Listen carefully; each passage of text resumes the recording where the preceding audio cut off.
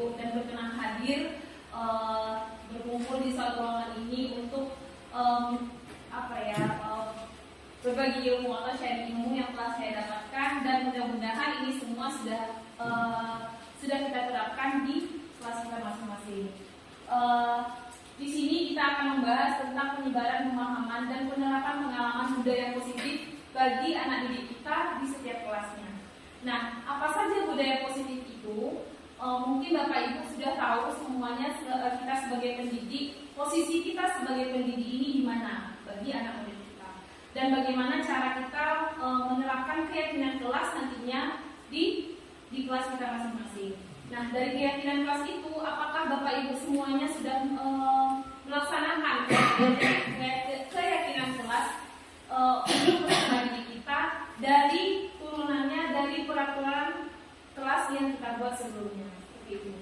Nah, di sini kita akan membahas tentang konsep inti dari budaya positif itu. Yang pertama, perubahan paradigma belajar. Yang kedua, disiplin positif. Yang ketiga, nilai-nilai kebajikan, kebutuhan dasar manusia, motivasi perilaku manusia, dan posisi kontrol guru, keyakinan kelas, dan segitiga restitusi.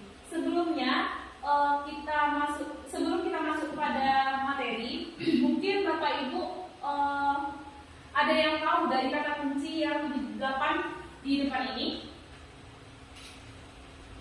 Mungkin ada yang tahu tentang keyakinan kelas itu apa, atau segitiga restitusi itu apa, atau posisi kontrol kita sebagai guru itu bagaimana? Mungkin ada yang sudah tahu?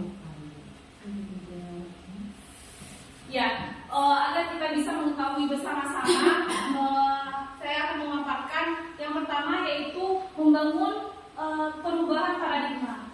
Apa yang dimaksud dengan perubahan paradigma itu? Yaitu kunci untuk menciptakan budaya positif itu sendiri melalui kolaborasi dan kerja tim. Dan kita dapat mengubah diri dan lingkungan menjadi lebih baik. Jadi di sini perubahan paradigma itu bagaimana kita sebagai tenaga pendidik yang ada di SDN Pasangga 1 ini berkolaborasi menjadi satu tim untuk mengubah diri dan lingkungan kita menjadi lebih baik. Nah, itu termasuk dalam budaya positif, yaitu membangun perubahan paradigma. Yang sebagaimana kita sudah berusaha untuk berkolaborasi bersama, menciptakan suasana lingkungan di sekolah ini dan menciptakan murid-murid yang mempunyai akhlak kalimah. Selanjutnya yaitu kedisiplinan positif ini. Yang pertama, memperkuat tanggung jawab. Memperkuat tanggung jawab itu seperti apa? Yaitu dengan manajemen waktu. Di mana manajemen waktu ini kedisiplinan dalam mengatur waktu membantu meningkatkan efisiensi dan produktivitas dalam kehidupan sehari-hari. Bagaimana kita sebagai pendidik mempunyai manajemen waktu yang yang akurat. Bagaimana kita disiplinnya terhadap jam masuk, jam pulang, atau bagaimana anak itu pembelajarannya di kelas sesuaikan dengan jadwal yang sudah kita tentukan. Lanjut kepada etika kerja. Etika kerja itu kedisiplinan positif yang tercermin dalam etika kerja yang kuat, yang membentuk sikap profesional dan menjunjung tinggi integritas. Di mana dalam pekerjaan kita sebagai pendidik di sekolah ini haruslah mempunyai etika kerja yang bisa membuat anak-anak itu nyaman dengan kita sebagai pendidik, dan juga kita sesama guru bisa saling menghormati. Yang ketiga yaitu disiplin diri. Disiplin diri ini konsisten dalam mengikuti prinsip-prinsip dan nilai-nilai pribadi menjadi faktor penting dalam mencapainya kesuksesan. Jadi kita sebagai pendidik dan juga kalau di dalam organisasi sekolah di SDN Pasangga 1 kita mempunyai pimpinan. Bagaimana pimpinan membiasakan disiplin diri untuk guru-gurunya bisa menurunkan kepada siswanya nantinya. Jadi ini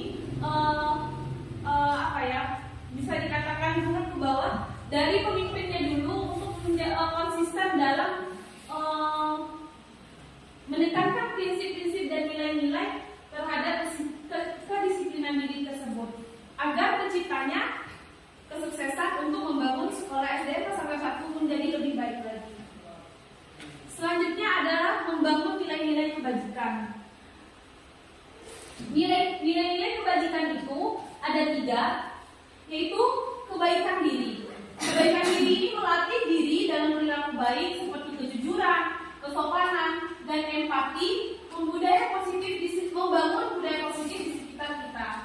Yang selanjutnya kebaikan sosial, berkontribusi dalam membantu orang lain dan ikut serta dalam kegiatan sosial yang bermanfaat menginspirasi nilai-nilai kebaikan. Jadi di sini kata-kata kebajikan itu bisa dikatakan nilai positif. Jadi nilai positif yaitu dimulai dari diri kita, yang mana kita berperilaku baik, kesopanan, empati, agar lingkungan kita nanti juga turut berefek kepada kita, ada timbal baliknya. Nah, selanjutnya yaitu kebaikan sosial, di mana yang tadi kita telah dipaparkan, yaitu apa itu contoh kebaikan sosial, yaitu membantu orang lain dan ikut serta dalam kebaikan sosial yang bermanfaat, menginspirasi nilai-nilai kebaikan. Nah, sosial ini